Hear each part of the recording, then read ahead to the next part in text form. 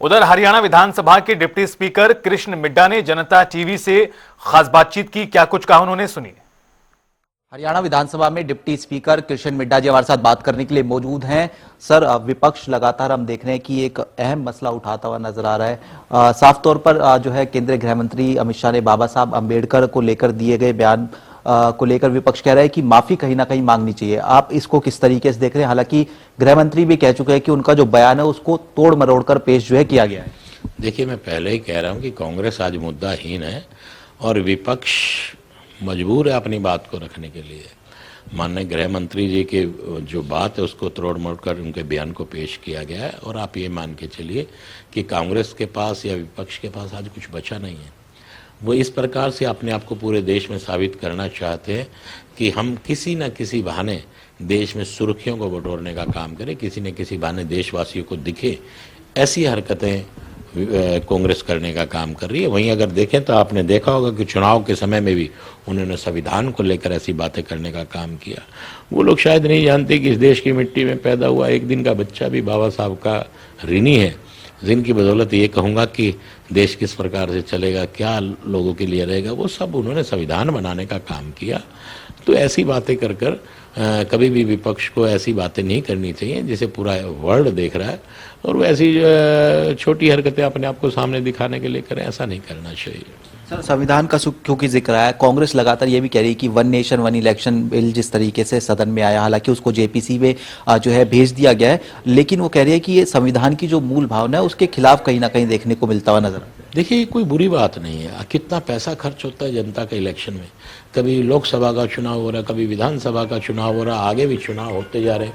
तो मैं तो ये कहूँगा बिल्कुल छोटी सी छोटी प्रणाली को भी एक ही समय में करना चाहिए, ताकि देश का पैसा बचता है साहब। ये लोगों के खून पसीने की कमाई है, उसको बचाव करने के लिए हमारे देश के प्रधानमंत्री सोच रहे हैं। जितना पैसा बचेगा इस देश के विकास के काम आएगा। आज आप देख रहे हैं विकास की दृष्टि से हमारा हिंदुस्तान किस लेवल पे आ चुका है। आज हमारा हिंदुस्तान 5वें नंबर पर है और ये मान के चलिए कि आने वाले 5 सालों कंप्लीट होते होते हमारा देश 3रे नंबर पे आ जाएगा। साहब, कितने नेशनल हाईवे बन गए, कितने सब इतना अच्छे ढंग से। मैं हरियाणा की बात करता हूँ, हरियाणा की भी छोड़ दीजिए, मैं अपने जींद की बात करता हूँ। मेरे जींद को बैकवर्ड कहा जाता था, आज जींद 9 नेशनल हाईवे को छू के जा रहा है। 20 किलोमीटर के अंदर अंदर 9 नेशनल हाईवे गुजर रहे हैं। तो आप इसको क्या कहेंगे? ये सब तो है कि विकास की तरफ जाए, ना कि ऐसी बातों की तरफ जाए जिससे हमारे देश पे नुकसान हो।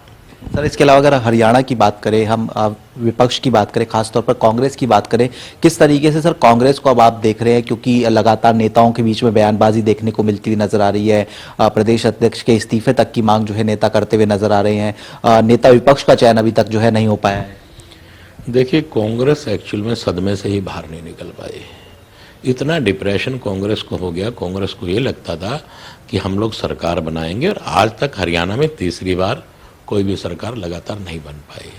और कांग्रेस, मैं ये कहूँगा कि इतनी बड़ी बात सोचने के बाद उस सदमे से बाहर निकल पाना बड़ा मुश्किल है। लेकिन अब तो समय बहुत हो गया, इस सदमे से बाहर निकली, इस डिप्रेशन से बाहर निकली और लोगों ने आपको विपक्ष में बिठाया। कम से कम विपक्ष की भूमिका तो अच्छे से निभाइए। अगर आपको अपने इलाज करवाना है तो आप इलाज कराइए, आयुर्वेदिक इलाज कराइए, एलोपैथिक इलाज करवाइए। नहीं कुछ हो सकता तो झाड़ फूक ही करवा लीजिए। झाड़ फूक से भी बड़ा फर्क पड़ जाता है। कई बार हो सकता है, कभी कभी हमारी माँ कहती होती थी कि बेटा कई बार दवाई काम नहीं करती, झाड़ फूक काम करता है। हो सकता है दवाइयों ने असर ना किया हो तो झाड़ फूक करवा के देख ले, शायद हरियाणा की जनता का भला हो जाए, कोई विपक्ष में बैठ के अपनी बात रख सके। तो मैं तो यही कहूँगा कि इस सदमे से बाहर निकले और हरियाणा की जनता ने जो विपक्ष में बिठाया उसकी भूमिका निभाए। अभी आप ये देख ही रहे हो कि किस प्रकार से अध्यक्ष को लेकर भी इनकी वार्ता चल रही है। साहब, ये लोग फैसला ही नहीं ले पा रहे कि फलां को हटा देना चाहिए, फलां को रख लेना चाहिए। इस बात से बाहर निकले, ज़्यादा अच्छा यही रहेगा। तो मैं कांग्रेस बिल्कुल ख़त्म हो चुकी है। जब ख़त्म हो जाता है कोई व्यक्ति बहकी बहकी बातें करता है, ये काम कांग्रेस आज कर रही है। बहुत बहुत शुक्रिया। हमारे साथ में बात करने के लिए कृष्ण मिड्डा जी थे। जनता टीवी से तमाम मसलों को लेकर खास बातचीत कर रहे थे। कैमरा पर्सन मोहित के साथ स्पर्श शर्मा, जनता टीवी, दिल्ली।